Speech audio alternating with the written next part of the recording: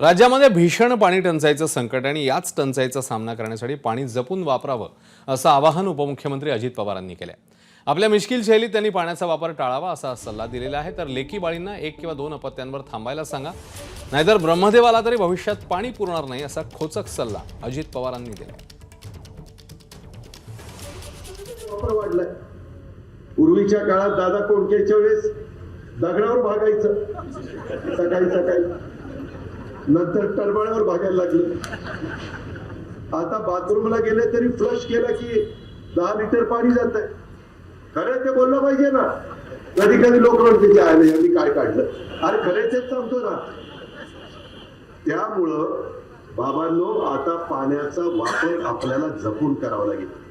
तुमचे नवीन लग्न झालेले असतील, तुमच्याकडे जर सुना आले असतील, तुमच्या घरात मुली आल्या असतील, तर त्या कुटुंबाला सांगा 1 किंवा 2 अपत्यावर थांब बाबा, जास्त काय बोलू नाहीतर किती वर्ण ब्रह्मदेव आला ब्रह्मदेव तरी सगळ्याला पाणी पूर्ण अशक्य होईल पुढं।